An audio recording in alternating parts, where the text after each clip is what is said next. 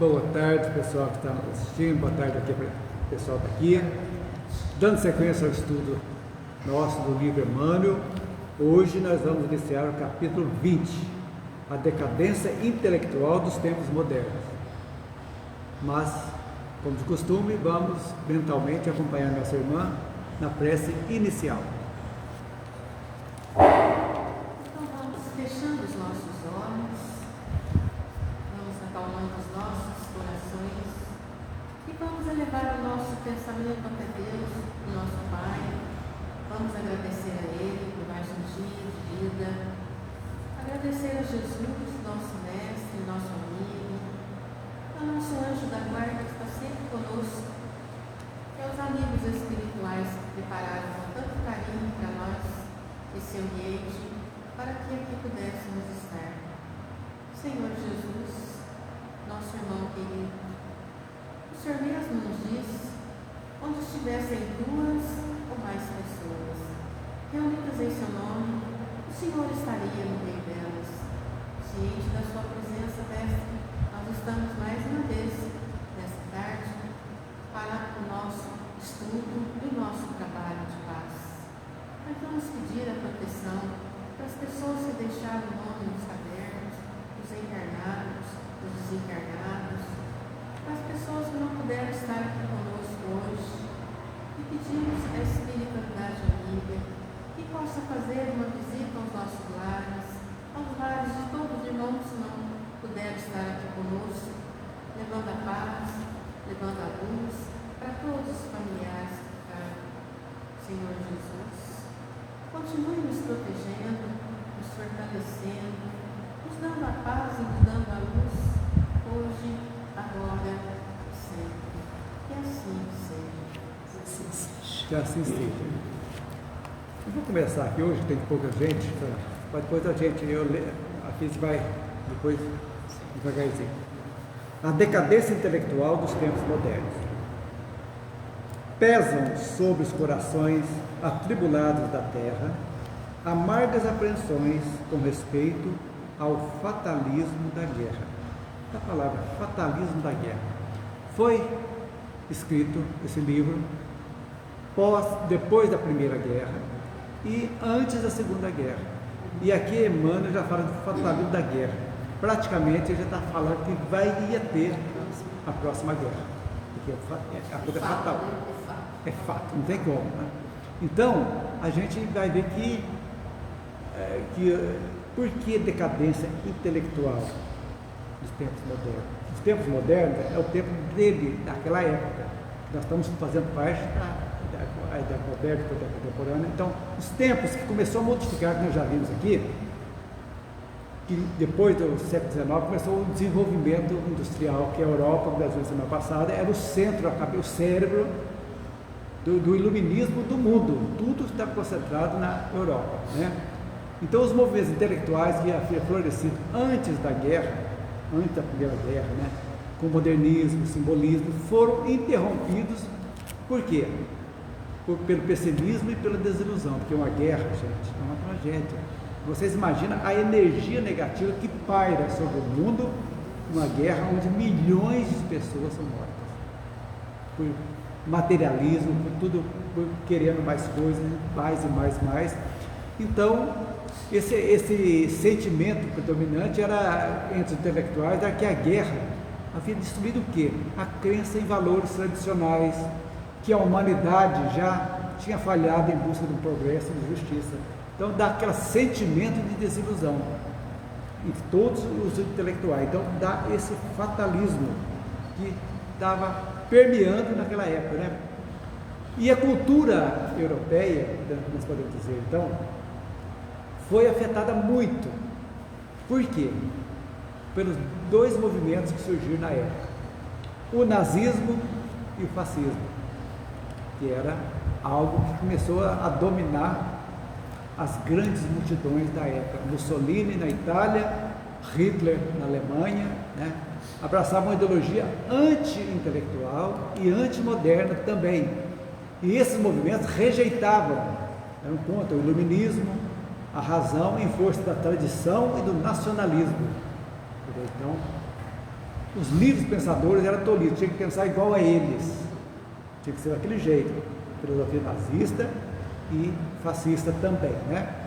Aí começou então que esse anti-intelectualismo foi prejudicando também, junto ao pessimismo das guerras, e esses movimentos fortes que surgiram, movimentando multidões e arrastava como se fosse. Agora vocês imaginam se naquela época houvesse as redes sociais, então, que tragédia que teria sido.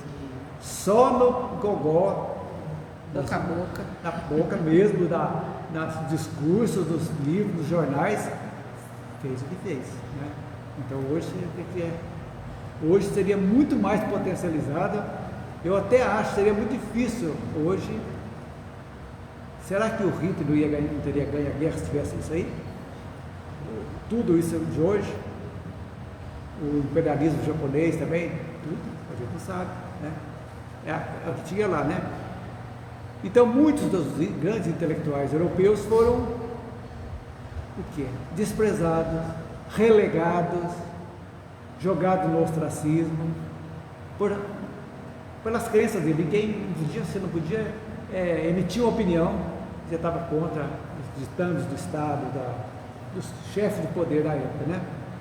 E alguns acabaram exilados, saíram, foram muito migrados para a América, vieram para cá, para Estados Unidos, etc. Foram saindo. E a Europa entrou em decadência intelectual. Então, ela deixou grande parte daquela influência que ela tinha no mundo, tudo nasceu, veja bem, Pestalozzi, os grandes pensadores da França, da Itália, tudo foram devagarzinho se esvaindo também. Então, antes da guerra, a Europa era a principal fonte de inovação cultural e artística, mas a partir dos anos 30, 1930, a cultura americana começou a se destacar, porque a grande parte viu que a Europa estava em decadência. Agora, vocês notam uma coisa, toda apogeu de um povo, de uma região, tem o início, o meio e o fim, acaba. E isso aí as pessoas não entenderam até hoje, que todos os reinos materiais da Terra foram importantíssimos, desde antes de Cristo. Babilônia, troianos, Grécia, gregos, tudo, tiveram o ápice e a decadência. E os ciclos se repetem. É como se fosse uma roda de samsara das reencarnações. Você vai, nasce rico, de repente você nasce pobre, nasce feio, outra vez nasce bonito, e assim até as pessoas se acertarem. E aí faz os desmandos, depois, a hora que acaba, você renasce, aquele que foi rei, renasce como escravo, etc. Aquele que foi papa, bem nas piores condições que fez aquilo, para se acertar. Então, nós podemos dizer o seguinte, essa decadência aqui, a Europa moderna não representa mais a vanguarda da cultura dos povos, e é fácil estabelecer-se um estudo analítico de sua situação de pura decadência intelectual, depois da grande catástrofe que foi em 1914-18, que é a Primeira Guerra, né? Então nós podemos resumir o que dessa decadência? Que a Primeira Guerra e o período pós-guerra na Europa foram marcados por uma profunda decadência intelectual, cultural e moral. A guerra destruiu os valores tradicionais e a fé na razão e no progresso, dando espaço para o surgimento de movimentos extremistas e antidemocráticos. Esta decadência afetou profundamente a Europa, levando a um declínio na influência cultural e artística da região, deixando um legado duradouro na história mundial. Então, é isso que aconteceu.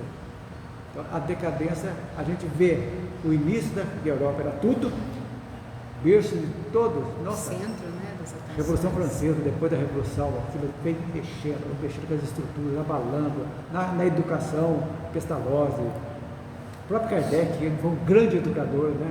Fez tudo, modificando tantas coisas, e tantos outros que chegaram, foram devagarzinho, foram deixando e mudando a rota do desenvolvimento mundial para a América. Agora eu pergunto, até quando os Estados Unidos vai estar lá no ápice? vai decader, vai surgir outra potência também. É um fato. Por quê? Já foi grande, agora vocês estão vendo o que está acontecendo lá. A mesma coisa que nós estamos vendo aqui, drogados na rua, a população de rua aumentando assustadoramente. Uma coisa sem controle. Sem controle. O que está acontecendo? Onde não tem controle, é difícil. Então, essa sequência. Então, esse aí. Agora, Marina, você lê para nós o 20.1, a profunda pobreza intelectual. Vamos ver o que a gente. Vamos entender. Profunda pobreza intelectual. As ditaduras europeias revivem, na atualidade, a época napoleônica da pátria francesa, quando, segundo Chateaubriand, tudo respirava o Senhor, homenageava o Senhor, vivia para o Senhor. No velho mundo, em quase todos os países que constituem, vive-se o governo e mais nada. O livro, a escola, o jornal, a oficina, são núcleos de recepção do pensamento. O pensamento dos maiores ditadores do mundo, que o mundo há conhecido. A imprensa maniatada pelas medidas draconianas, não pode criar o cooperativismo intelectual das classes e das administrações, obrigado a viver a fase de absoluta união com os programas do governo. Os grandes pensadores que sobreviveram à Grande Guerra não podem produzir expressões de pensamento livre que abranjam a solução de enigmas desse tempo novo, trabalhados por leis vexatórias e humilhantes, e vemos pelo mundo inteiro a invasão das forças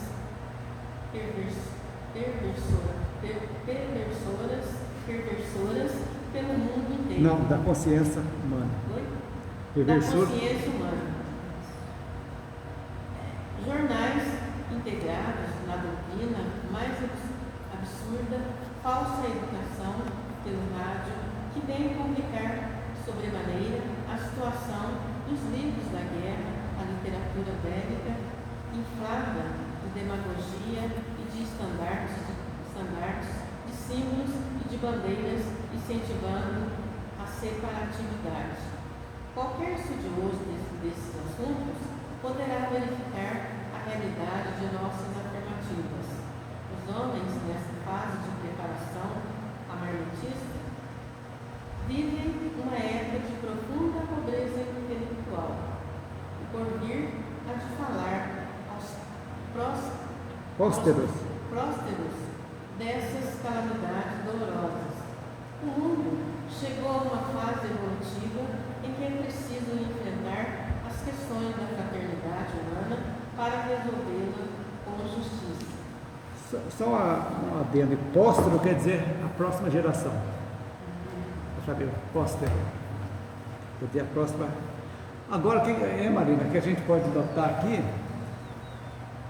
Qual é a diferença que nós estamos usando aqui hoje? Vivendo hoje, vivenciando? Praticamente nada. Gente, olha para vocês verem aqui. Emmanuel parece que está sendo Nostradamus. Gente, a mesma coisa. Profetizando. Olha que no velho mundo, em quase todos os países que constituem, vive-se o governo e mais nada.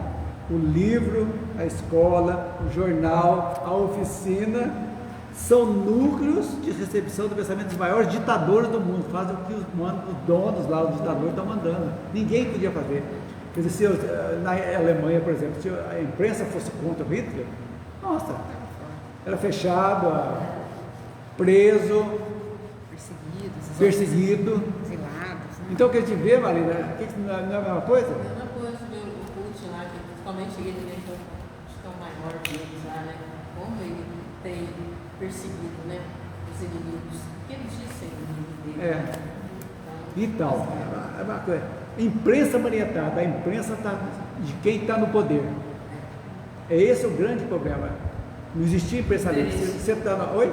Interesse de quem está no poder. Interesse de quem está no poder. Por quê? Porque a imprensa é comprada. Ó, você fala bem de mim, você tem dinheiro. E aí eu te pergunto. Fala bem, ou fala essa notícia aqui para você manipular, para passar o povo pro meu Olha pra lado. você ver. Então. Liga a televisão. E hoje acontece também. A mesma coisa, gente, ainda. Agora eu pergunto, se está repetindo algo que foi em 1930 para cá, quando começou o nazismo logo depois da Segunda Guerra, da Primeira Guerra, nossa, em 1920 começou já a fomentar isso aí. 100 anos, está repetindo.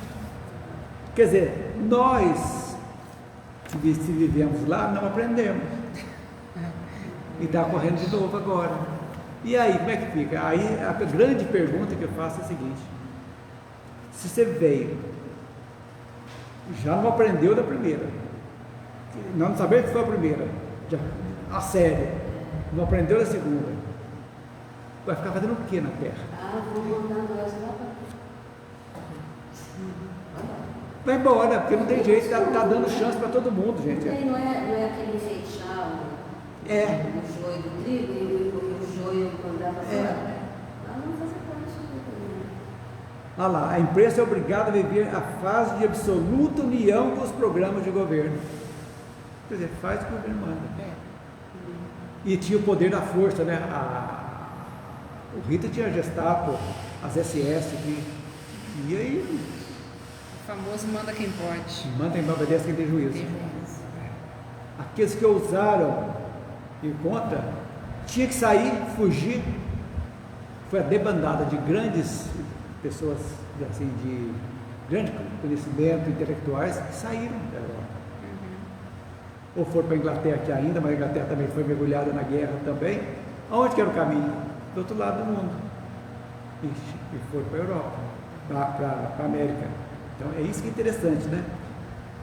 Os grandes pensadores que sobreviveram à Grande Guerra não podem produzir expressões de pensamento livre que abranjam a solução dos enigmas desse tempo novos, trabalhados por leis vexatórias e humilhantes. Vemos pelo mundo inteiro a invasão das forças perversoras da consciência humana. Jornais integrados nas doutrinas mais absurdas. Aí a grande pergunta que ele faz: e a fraternidade que a ascensão do Cristo deixou para nós? A gente aprenda fraternidade entre os povos. Quer dizer, a literatura, os livros de guerra, literatura bélica, inflada de demagogia e de estandartes, de símbolos de bandeiras, incentivando a separatividade. Quer dizer, o povo ariano, os alemães, são melhores que todo mundo. Ele queria criar a raça pura, Raça pura. um monte de absurdo. E as experiências que fizeram, né? Criança mudando a cor do olho, mudando, injetando. Você fala das coisas também. Não. Foram coisas, gente, que um ser humano, se analisar bem, não é possível, gente. Então, são pessoas que estavam muito, muito inteligentes, na minha opinião, que estavam há muitos anos no umbral, que não tinha mais chance, que foi dada a última chance de reencarnar na Terra. Inteligentíssimo. Esses cientistas, o Mengele, por exemplo, famoso, lá, né, que fazia esses absurdos, né, tirava a mão de um para pôr no outro, para apertar, umas coisas sem lógica. O doutor Frankenstein, né, que ele era. E aí, como é que fica? Então, e a própria educação, nós podemos dizer que foi muito afetada pela guerra. Por quê? O que era ensinado na época nesse país? Aquilo que o governo queria fazer, formando robôs que pensassem como eles. Os soldados, né? E quantos jovens foram para a guerra com 17, 16, 17 anos que está morrendo, mas está firme ali. E até pelas próprias condições do país, porque quando você está ali lutando pela sua sobrevivência, pela sua comida, né, que em tempos de guerra fica escassa, como que vai tentar evoluir o lado espiritual, o lado difícil, né? Muito difícil, muito difícil. Então, Olha, nós aqui podemos dizer, do Brasil em si, nós somos privilegiados, viu? Lógico, a Segunda Guerra mandaram 25 mil lá, morreu não sei quantos morreram, acho que morreram bastante também lá, mas a guerra não chegou aqui dentro. Dentro de nós, vivenciarmos isso aí. Isso aí eu acho que é uma benção, porque o país que viveu uma guerra está marcado para o resto da vida do sofrimento. Que viveu e que vive, né? Vive. Você imagina lá, na Ucrânia, na Rússia, lá na faixa de Gaza, e tantos outros na África que a imprensa não fala, mas tem países da África que estão morrendo milhares de pessoas, entre tribos, entre tudo que não gosta, uns lá, mata o outro. Então, gente, e aí? Volta a pergunta, tem jeito de continuar na Terra? Esse pessoal não tem. Já que a Terra está caminhando para a sua parte evolutiva, como que você vai conviver com isso? Que as pessoas pensam que julgam que um povo é melhor que o outro.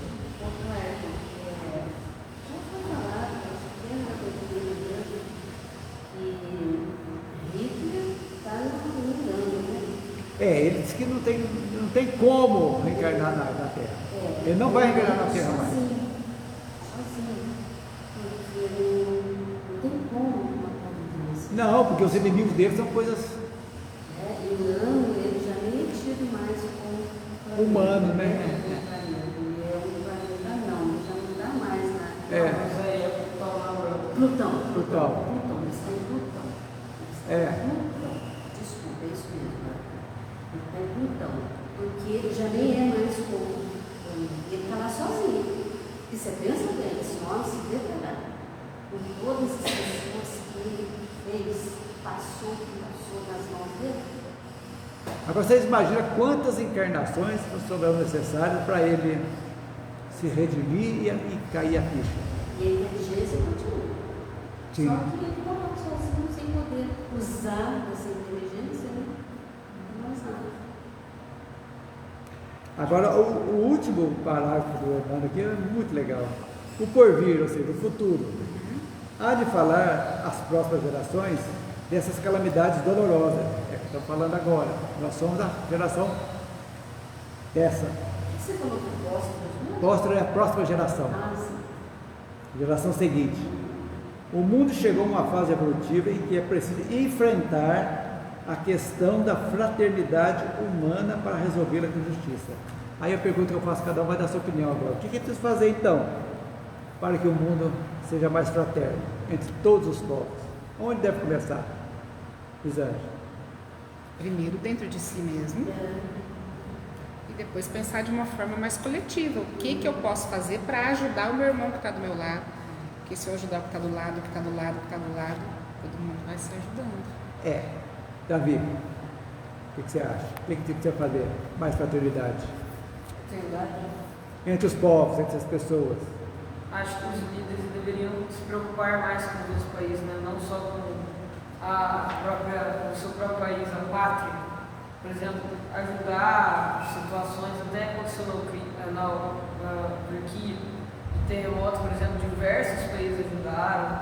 Eu acho que é mais isso mesmo, tipo, você precisa também focar nos países, ajudar os países em si. Esse é o grande ponto, porque é inadmissível que nós estejamos no terceiro milênio e tem pessoas, tem países com crianças morrendo de fome, que não tem o que comer, enquanto o lixo que é jogado fora nos países desenvolvidos daria. Mas por quê? Porque o interesse humano é terrível. Eles querem vender armas, que enquanto tiver conflito, os grupos, a indústria armamentista, a indústria bélica, está ganhando dinheiro, está testando armas, e o povo é apenas um detalhe. A fome é inadmissível, né? Nossa! A fome é inadmissível. Esse ataque que teve essa semana, aquela ONG que levava comida, acho que o povo da Rússia mesmo, da guerra, né? Então eles querem atacar, eles querem dominar tanto a situação daquele povo que eles atacam quem está ajudando, quem está fornecendo comida. Por quê? Porque aí eles vão dominar aqueles domínio. Né, Marina? Isso aí é uma coisa. E depois também, como você falou aí, na minha opinião, se o dinheiro precisasse uma arma lá, por que não compra comida?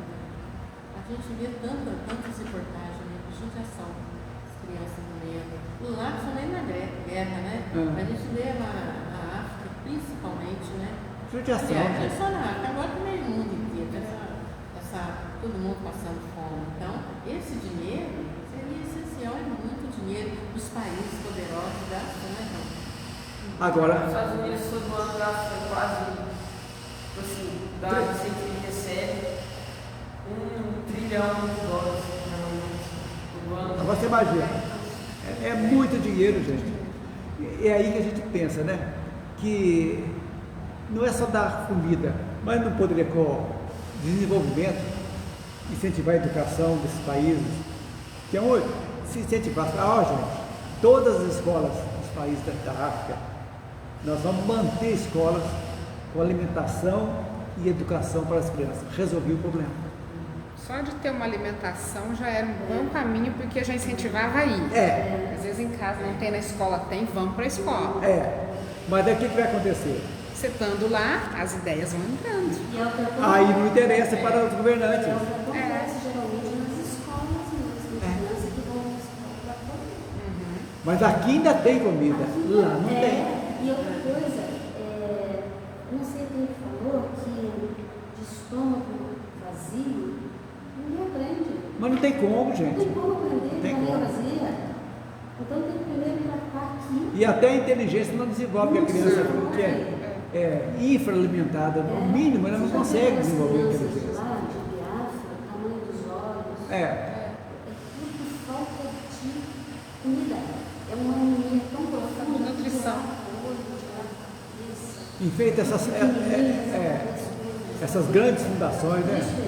Como é que chama? O Bill Gates fez, mas está querendo pesquisa, tudo, mas por que não canaliza? Eu vou adotar um país. Sim. Vai ser disso aqui, isso aqui. Escola e alimentação. Mas daí o problema é o seguinte: os políticos desses países são corruptos. Mas vão pegar o dinheiro, vão pegar a alimentação, vai tudo. Você entende? Fica aquele círculo vicioso. Como? É complicado, viu? Inclusive, por exemplo, o Elon Musk perguntou, né? Tipo, ele entrou em contato com a ONU, perguntando quanto dinheiro que eles precisariam para acabar com a fome na África, no mundo, assim, praticamente inteiro. E se eles, com o tal dinheiro que eles precisavam, se eles conseguiriam divulgar assim, tudo que eles gastariam dinheiro, publicamente, assim, ter certeza que ninguém ia seria corrupto, desviaria o dinheiro. Acabou que ele nunca doou, porque eles nunca... Não há interesse. Não, infelizmente. Aí que está o negócio. Falamos aqui utopias, né? Mas o que nós temos que fazer hoje? Preparar as pessoas desde agora para que sejam os futuros políticos que já têm essa ideia boa de pensar no coletivo. Então, é a única solução que nós temos, é essa geração nova que está chegando. É a única solução, no mundo inteiro. Você acha que lá na África não vão nascer esses espíritos de luz que vão chegar iluminados? Não, já estão chegando. No mundo inteiro estão pipocando essas pessoas que vão agregar e vão levantar e começar a mudança. Só que a gente às vezes é ansioso, a gente queria ver a mudança, né? Nessa encarnação eu acho que a gente não vai ver ainda. Não vai ver, não vai dar tempo de a gente ver. Mas das próximas, não tenham dúvida. Não tenham dúvida que, como a natureza não dá saltos, então estão preparando agora essas ideias, estão se lançando a semente. Pode começar numa pequena gleba, mas na hora que a colheita for boa daquela gleba, os outros agricultores vão fazer que o negócio é bom, e vai estendendo.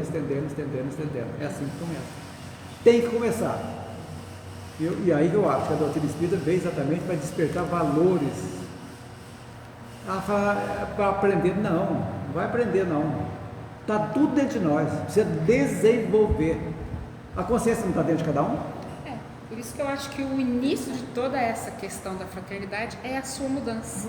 Porque Chegou lá. se eu sou um governante e eu tenho dentro de mim que eu não posso fazer uma ação que vai prejudicar muita gente, eu não vou fazer. Mas é isso aí. Então, vira e mexe e volta, né? Volta pra gente. Volta na gente. Eu gosto muito de ouvir o André Pedro. Ele tem um livro que eu tenho em casa que chama Todos Somos Um. Interessante aí, né? Todos somos um. Porque se eu sou um e faço alguma coisa, eu passo a ser um mais um. Se esse um que fez o que eu passei, ele faz mais um, por isso que chama Todos Somos Um. O livro dele é ótimo. É isso aí, cada um fazer a sua parte, mas ir passando. E aquele negócio que eu falei também uma vez aqui na explanquei, que é dar um jeito no seu mundo, dar uma volta dentro da sua casa. É Dá verdade. uma volta no quarteirão do seu bairro. Mas aqui é bonito. Vai de casa, depois no quarteirão, na vizinhança, né? Como se fosse aquela pedrinha que a gente joga numa água e que vai fazendo aquela, né? Mas olha para você ver uma coisa que acontece no nosso bairro, na nossa vida diária. A senhora pega o lixo da frente da sua casa e põe na frente do vizinho, na casa do vizinho. A minha casa Traz está o cachorro limpa dela para fazer as necessidades na frente da casa. e vai lá e coloca lá. Vocês já não viram isso? Muito, muito. Eu que está limpo, tem que se dane o outro. E como tem Vizinho vizinho? para falar. Fala, Vamos falar o seu primeiro. não, eu só estava acompanhando. Aí pode falar. Ah, então tá bom. E pra você ver, né, como, por exemplo, o Putin, toda essa inteligência que ele tem ali ao lado, ele entrou nos anos 2000, né? E Foi. na Rússia, em muitos países, né? Na Rússia também, você pode ficar por 2 eleições, lá 4 anos, então ele poderia ficar só até 2008. Aí chegou 2008, não podia eleger de novo, então ele colocou um cara, amigo dele, para ser eleito. Ele foi de vice, mas praticamente... Ele que mandava. Ele que mandava. Ele só para estar dentro da lei. Assim. Aí depois ele foi governador até 2016, depois até 2020. E agora, essa eleição desse ano, ele teria que colocar outra pessoa de novo, né? Para 2024, para ele não poder voltar. Só que aí ele mudou a Constituição da Rússia para agora ele poder ir 3, agora, em vez de resetou agora a quantidade que ele foi, então eu tinha contado 2, como se tivesse voltado a 0. E agora começa tudo de novo. Poderia ir 3 de novo. Então agora ele vai ficar. Então se ele continuar sendo eleito, né, como ele manipula muitas massas da Rússia, as notícias é tudo a favor dele, tipo, as pessoas vão ver a guerra na Ucrânia, tipo, nas notícias que vai passar, vai parecer que a Ucrânia que está ruim, por exemplo, pode passar que a Ucrânia declarou guerra, a Ucrânia fez tal coisa. E o Putin também aproveitou muito disso, né? Então acaba que até 2032. Então é um ditador, né? Quantos anos um homem desse no poder? É a mesma coisa do Maduro na Venezuela. É a mesma coisa, vai mudar. Até 2032, continuar desse jeito, ele vai ficar eleito. Eu volto a pergunta, tem condição das pessoas continuar na Terra? Não tem jeito, gente. Não tem jeito. Então é isso aí. Então essa fraternidade humana é o objetivo que Emmanuel está falando aqui, que a Terra só vai evoluir mesmo quando todo mundo for fraterno. Não preocupar com o próprio umbigo só não. É o ego, né? Eu estando bem, se dane o meu vizinho. É meu vizinho está lá, acontece tudo de ruim que só acontece com meus vizinhos. Só que o dia que acontece com a gente, desaba, né? A gente não está preparado. Por quê? Porque a gente só acha que os outros estão, né? Ou acha que não acontece com a gente. É, exatamente. Lisandra, viu? 20.2. Ditaduras e problemas econômicos. Os governos fortes, fatores da decadência espiritual dos povos, que guardavam consigo a vanguarda evolutiva do mundo, não podem trazer solução satisfatória aos problemas profundos que nos interessam, que vos interessam. Afiguram-se-nos que a função das ditaduras é preparar as reações incendiárias das coletividades. A atualidade do mundo necessita criar um novo mecanismo de justiça econômica entre os povos, que se aventem medidas conciliatórias para essa situação de pauperismo e autoimperialismo das nações. Os que estudam a política internacional podem resolver grande parte dos fenômenos revolucionários que convulsionam o mundo, analisando a chamada questão das matérias-primas. Matérias-primas quer dizer colônias, e colônias significam possibilidade de vida e de expansão. É verdade que na Espanha atual, antes de tudo, reside o imperativo da dor, redimindo grandes culpados de outrora, constituindo dessa dolorosa situação um dos quadros mais pungentes das provações coletivas. Mas não somente as ideologias extremistas ali se combatem, pressagiando um novo organismo político para o planeta. Um dos diretores de um manicômio espanhol asseverava há pouco tempo que mais de 400 pessoas em um ano tinham procurado refúgio naquele pouso de alienados como loucas, em virtudes da necessidade da fome. A Espanha é pobre de terras. De 100 hectares de terrenos, talvez somente uns 30 poderão oferecer campo propício à agricultura. E não a velha península se debate nessas necessidades tão duras. A China não está suportando o aumento contínuo da sua população? O Japão vem se fortificando para poder nutrir o seu povo. A Polônia estuda um projeto de colocar na África ou na América mais de 5 milhões de criaturas, que a sua possibilidade econômica não comporta. Gente, isso aqui é fantástico. E nós falando de escola, hein? Que o povo vai para a escola para comer. 5 milhões já que não dá. A Polônia tinha que tirar 5 milhões que não estava dando conta de cuidar do povo. Olha que coisa interessante. Gente, coisa mais interessante. Essa da Espanha, por quê? Vamos ver se vocês vão lembrar. Antes de tudo reside, a Espanha atual, antes de tudo reside o imperativo da dor, redimindo os grandes culpados de outrora. Quem são os grandes culpados de outrora na Espanha? Vocês lembram? Nós falamos aqui, as tragédias da igreja. As Inquisições. Inquisição. A Inquisição. Então, a Inquisição estão pagando lá, porque nessa época teve a grande guerra civil espanhola. Então nós estamos falando só de Alemanha, Itália, mas nós tivemos depois Salazar em Portugal e Franco na Espanha. E a Espanha nacionalista durou por um bom tempo, né? Nossa, morreu muita gente da Espanha. Agora, tudo isso é reflexo da Inquisição. Foi o último país do mundo, quando a Inquisição já tinha acabado em todos os outros, a Espanha ainda matava, ainda condenava, ainda fazia os absurdos da Inquisição em nome de Jesus. Matava em nome de Jesus. A igreja tinha muito poder, né? Muito poder. Até o dominismo florescer na Espanha a ponto de acabar com a igreja, isso de... Exatamente. Absolutismo já estava muito atrasado. Exatamente. Então, gente, olha isso aqui, um dos 2 diretores de um manicômio na Espanha recebeu mais de 400 pessoas em um ano, tinha procurado refúgio porque estava com fome, não tinha que comer. Preferiu passar por loucos alienados para ter alimentação. Gente, isso aqui. Isso mostra o reflexo. Agora vamos devanear um pouquinho. A missão do Brasil. Eu acho que a nossa missão, que apesar dos políticos, mas o nosso povo ainda tem essa chama boa dentro. O brasileiro é muito solidário. Muito solidário. Acolhedor. Como diz o Davi, essa hora do terremoto que a pessoa ajuda. Não, tem que ser uma coisa constante, não só nas tragédias, né? Que o Brasil, nossa, mas somos, quantos casos nós tivemos aí de ajuda, mandando para fora. Sim.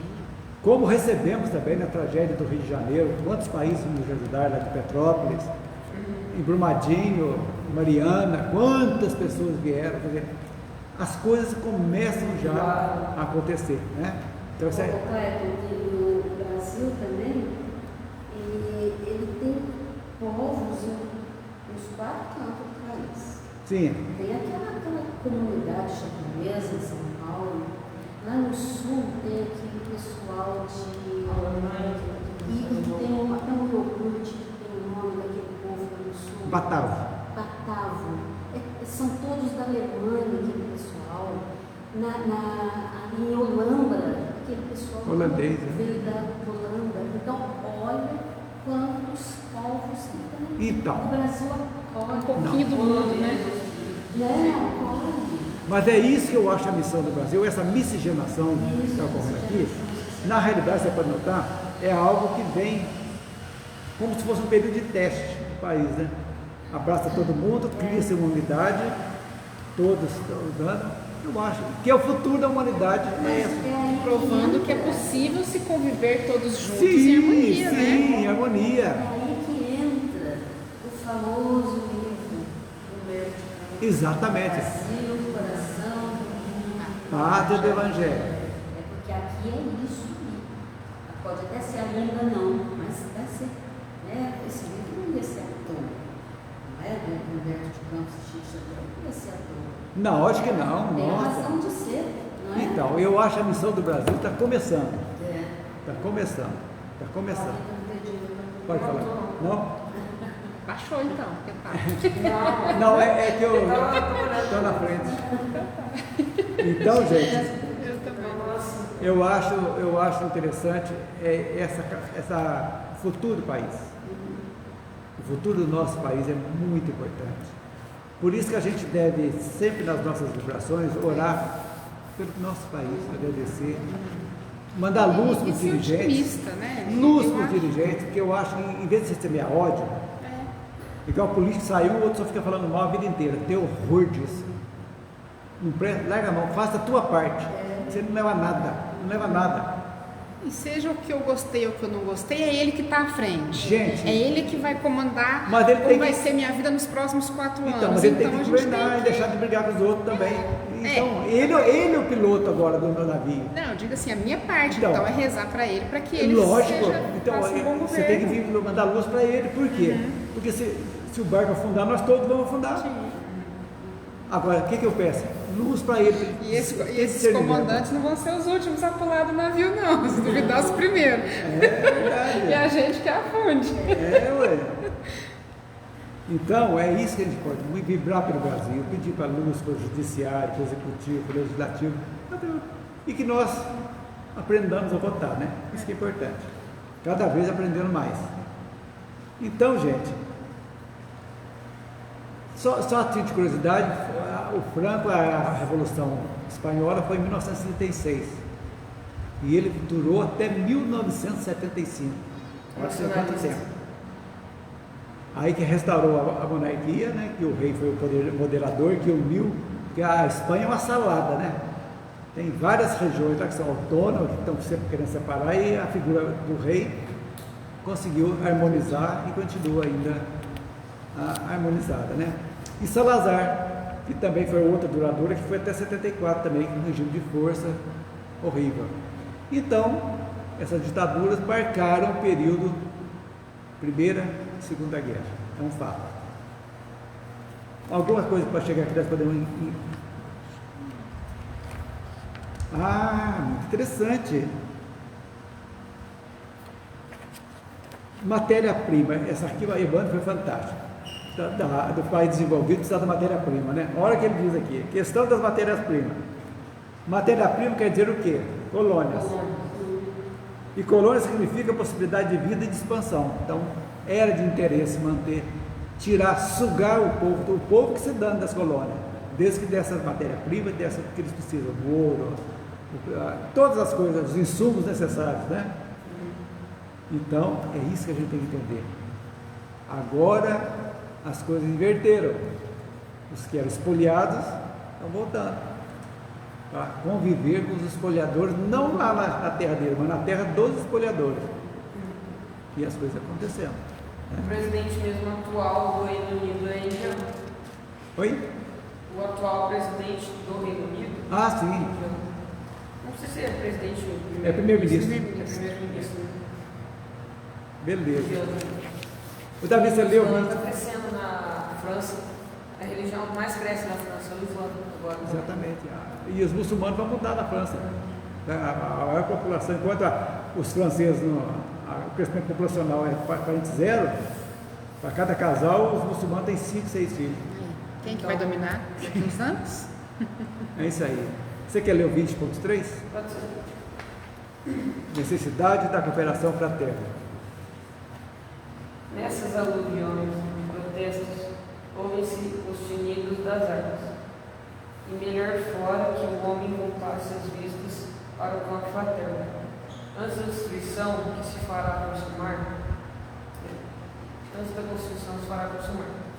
seria melhor estudar-se a questão carinhosamente, analisando-se os códigos das leis migratórias, que as nações não deixassem se tornar prurido de mau nacionalismo, tentando estabelecer um plano de concessões racionais e resolvendo-se a questão da troca de produtos entre os países,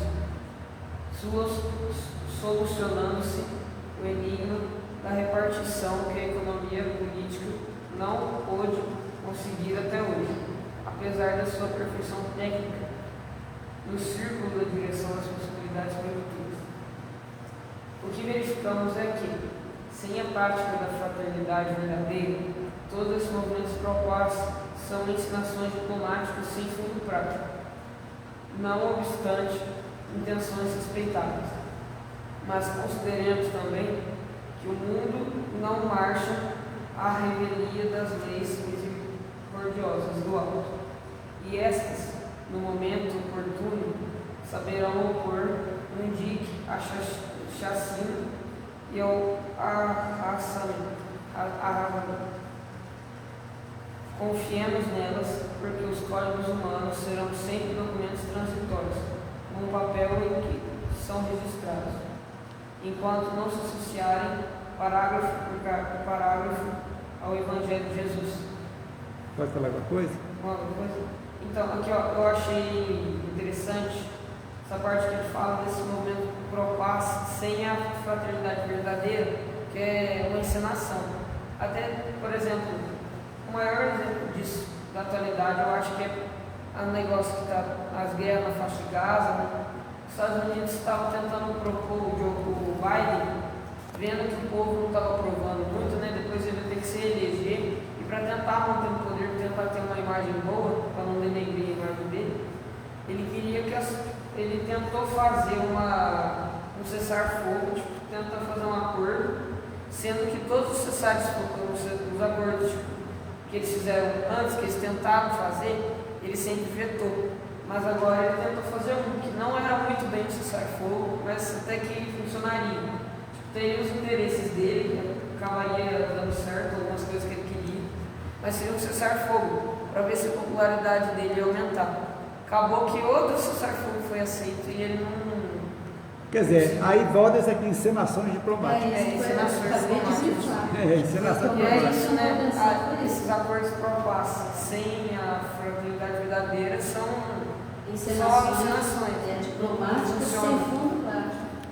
Em próprio interesse dele, ele não quer a paz, ele quer ser bem visto. Então, olha bem, aqui fala que das cotas, das leis imigratórias também lá em cima. Exatamente, porque essa mudança de lei migratória é fantástica. Mariana já falou do exemplo nosso. Nós recebemos imigrantes de todos os países, todos aqui. Foram abraçados e somos o que somos hoje, dada isso aí, a cultura deles, né? Africana, americana, europeia, tá tudo aqui. Oriente, todos estão aqui.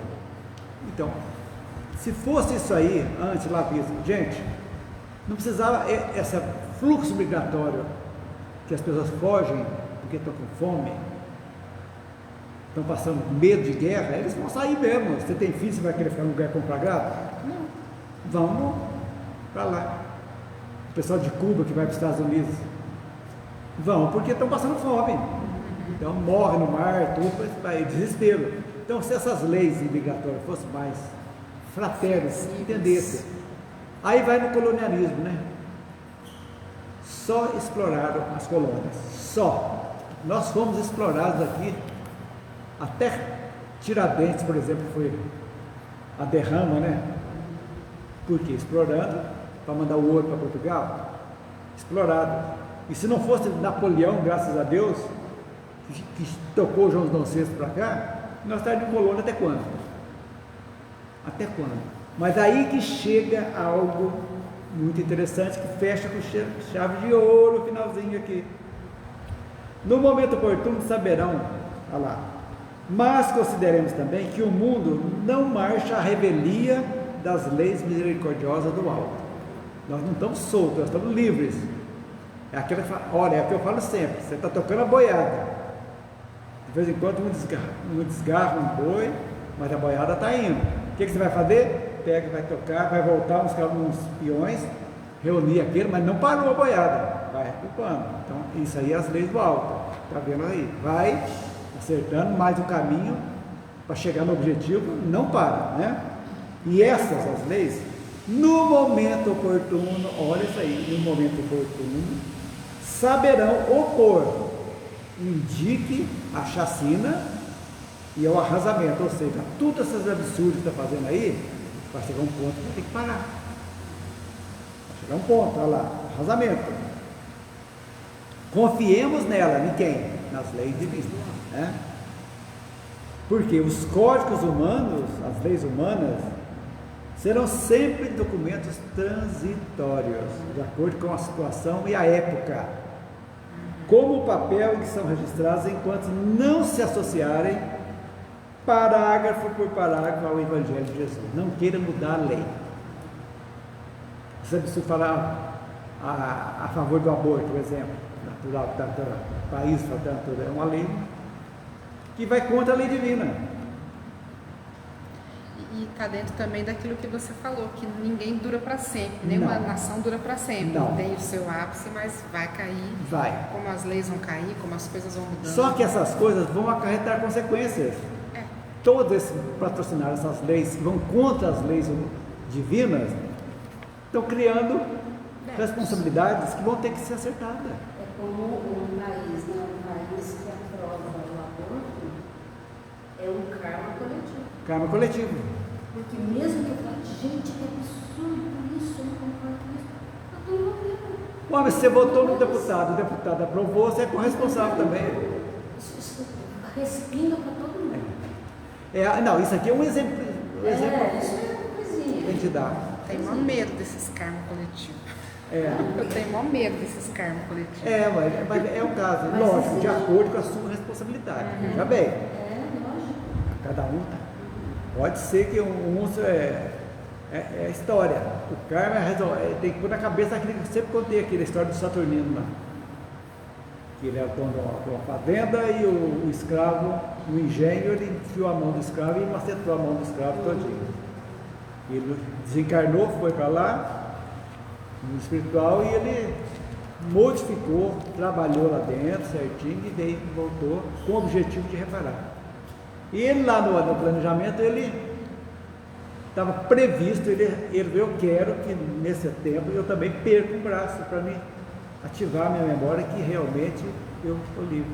Só que ele chegou aqui e mudou. Pastor, você é uma pessoa responsável, amiga de todo mundo, aquela pessoa que olhou para dentro, viu as negatividades e trabalhou. E no momento que ele tinha que perder a coisa, ele perdeu um dedo. Machucou um dedinho, pegou um pedaço do dedo e resolveu. Então, por isso que o karma não é olho por olho, dente por dente. Ele pode ser revertido. Por isso que o Kardec não usa a palavra karma. Ele usa causa e efeito. Você me fez pensar num fato da minha vida pessoal. O meu pai, a gente era muito pequenininho. Em um determinado dia lá da vida, ele tinha uma arma de fogo em casa. E ele resolveu limpar, de repente a gente só ouviu barulho. O tio pegou aqui no dedo dele. Ele só não fazia isso aqui. Aí eu fiquei pensando, você contando, eu fiquei pensando, será que era alguma coisa, Pode né? ser. Quem garante? Só um parênteses. É isso aí. Então, a responsabilidade, a pessoa vai, eu já fiz tanta coisa errada, agora eu vou deixar para a próxima, eu vou continuar errando. O maior burrice que existe na face da Aí terra. não evolui. Não evolui. Agora, errei. Sempre há tempo. Errei. Sempre há tempo. Eu errei, mas não quero errar mais. O que eu posso fazer para melhorar? Pronto, começa agora. Só não errar mais, já está melhorando. Então, agora quem eu prejudiquei ou me prejudiquei, eu vou trabalhar para isso, para melhorar. Pronto. Você já deu um freio Um freio ABS, Verdade. aquele bom, né? Freou que não derrapa. Você só vai acumular mais problema. Mais problema para a próxima. Verdade. Fora os problemas que você já pode ter, né? Mas- Fora que outros problemas, né? Aí, o tema também da semana que vem vai ser muito legal. A civilização em crise.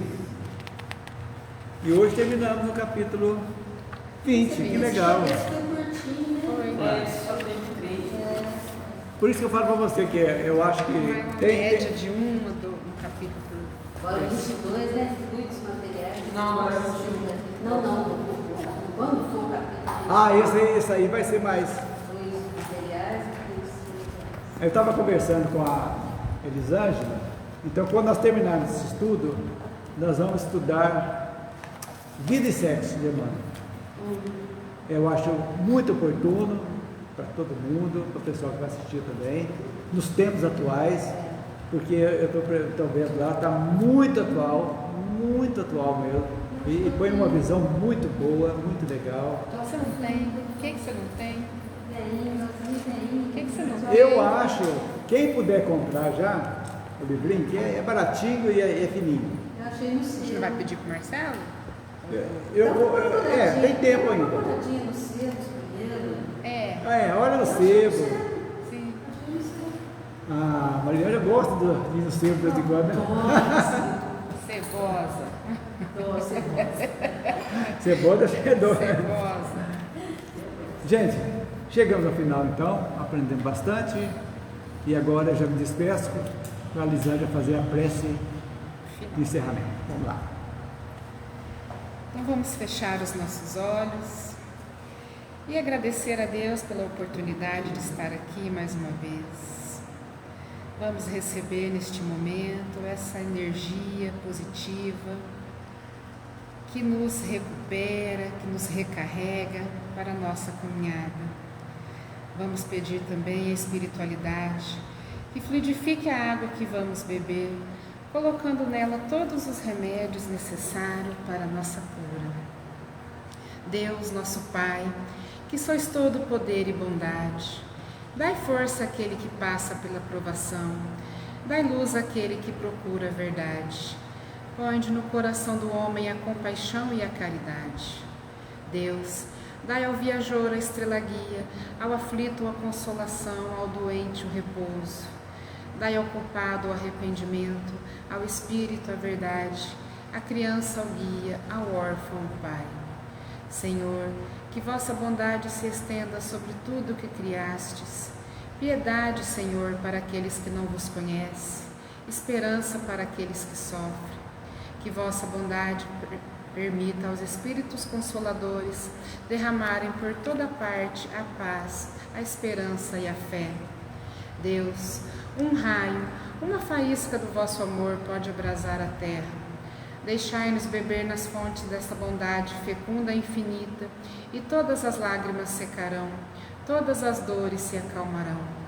Um só coração, um só pensamento subirá até vós como um grito de reconhecimento e de amor. Como Moisés sobre a montanha, nós vos esperamos com os braços abertos, ó poder, ó bondade, ó beleza, ó perfeição, e queremos de alguma sorte alcançar a vossa misericórdia. Deus, dai-nos a força de ajudar o progresso a fim de subirmos até vós. Dai-nos a caridade pura, dai-nos a fé e a razão. Dai-nos a simplicidade que fará de nossas almas o espelho onde se deve refletir a sua imagem. Que assim seja. Graças a Deus.